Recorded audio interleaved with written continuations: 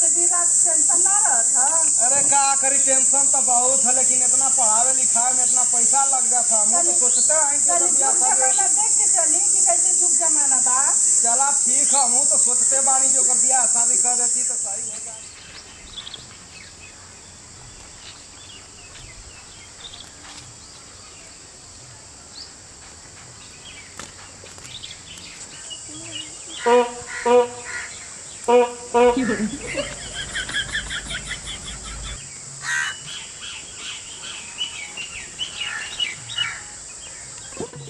कुल्फी खेबो?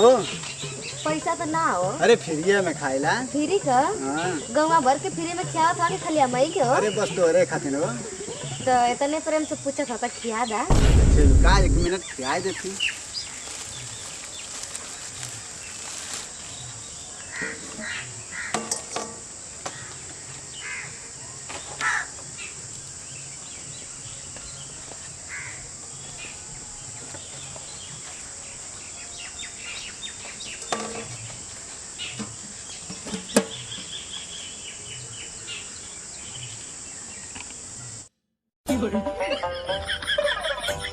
ये 5 भाग सारे नहीं तो जैसे अब अगले बिना टाइम मौका के तो कुर्सिया खरीद नंबर मत दो कि ना। बाप हमारे पास मोबाइल ना हो। अरे मोबाइल पहुंचा देबे घरवा। बाप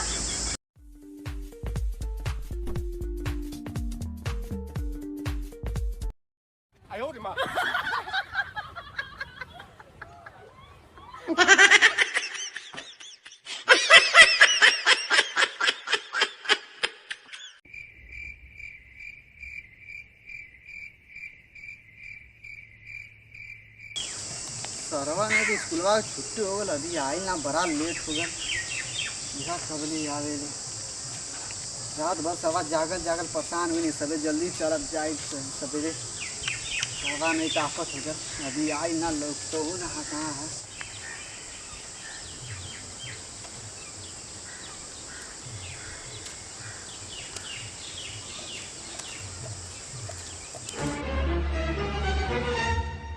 बड़ा लेट हो गल। वो स्कूल में तनी पेपर का बात चलत रहला ना, यही से तनी लेट छुट्टी रह लिया। चला ठीक है। I love you two.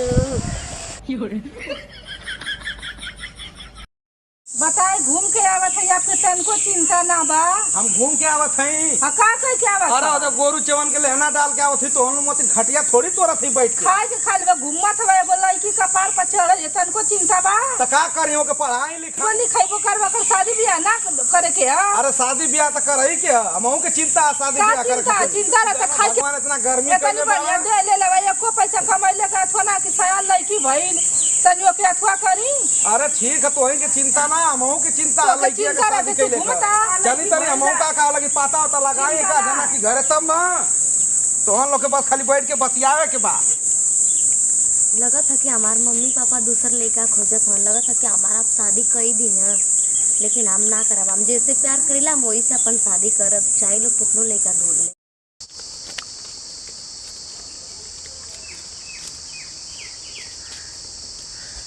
कैसन हो? का बात है, कैसे उदास हलू? तू ना जानत हवा? तो के ना पता है? नहीं। हमार मम्मी पापा ना दूसरे जगह शादी करत हवा। जा तो भाग चल जा। चला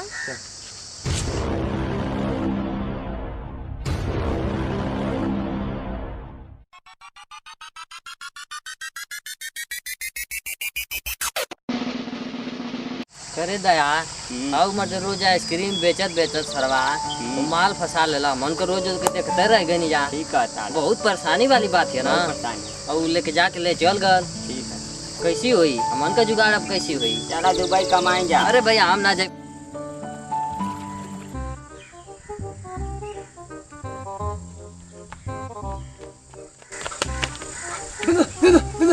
देख बे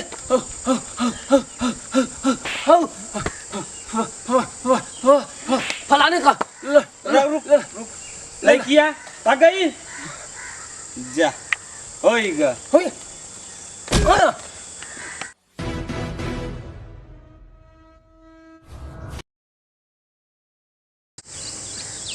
सरवा ने तो रोज लगावा थे मैच फंसता है ना। अरे कैसन है क्या भला पता है अरे अकलावा का था रे तू वही बोल देता नहीं का तब से होए हैं कइले बा अरे वो किचकिचावा के लेके भाग गई लिया आ गइल हाँ। ठीक बाला बहुत जनावत लेके हमर लड़की गांव जवान में सबसे बढ़िया सुंदर है हाँ। केहू से ना बोले ना बतियावे ले भाग गेला मजा आई ना दूसरे में तो बड़ा मजा लेत बहुत रहला मजा लेत रहला हां के फलाना का लेके भाग गेल फलाना का लड़का भाग गल अब मजा आई ना, चल के मजा ले जाई का नहीं। रे ऐसे ना ना ना ना ना मार कह के काहे ना काहे को मजा लेला था बहुत हाँ। हमर के पूरा गांव में लेत रहला सबका सबका मजा मजा लेत रहला तैया ना तू जात रहले आजा के जो सर मुंह के निकाल सिखाई गली ऐसा सब कर रही है बा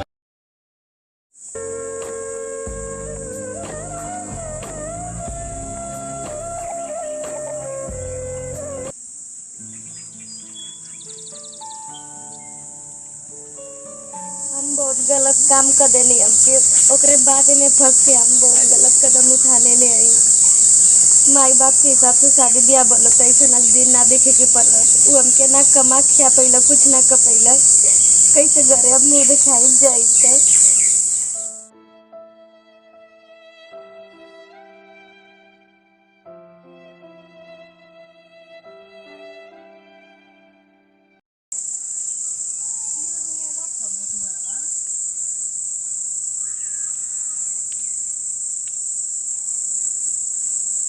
बहनी करे कहाँ गइले रे कुछ यार जाई बता कहाँ गइले रे हमार गांव टोला मोहल्ला से इज्जत नहीं वाले ली बता कहाँ गइले रे बता कहाँ गइले रे जो एक बात जो जो तोर बाप ये ऐसा काट के फेंक दिए जो आइसक्रीम वाला की जो हट हम मालदारी वाला लड़का खोजले रहनी अब गइली क्रीमिया वाला तो के पास कहां से आ गई नहीं कहां से आ गई भाड़ा हमारी अखियां से दूर कर देना चाहिए फटफट छापा काट दो जल्दी भगा ये भाग हमारी गांव से भाग ना काट दे बात तो ना एकदम ना हमरा कुछ जाने दे हमारी गांव से भाग जब हमारा नाक कटवा दे तो हम कोनो जरूरत ना है हमारी घर से एकदम निकल जा तू भाग जा तो फटफट से काट दे बम जब हमारी इज्जत है ना तो कोनो जरूरत ना हमारी घर जल्दी यहां से भाग हटा ना ये हटा के हटा इतना पढ़ाई लिखाई कुल हमारी इज्जत नाश कर देगा भगा ना ना ऐसा कुछ नहीं भाग जा यहां से भाग जा नहीं तो काट तुरंत काट दे फट भाग जा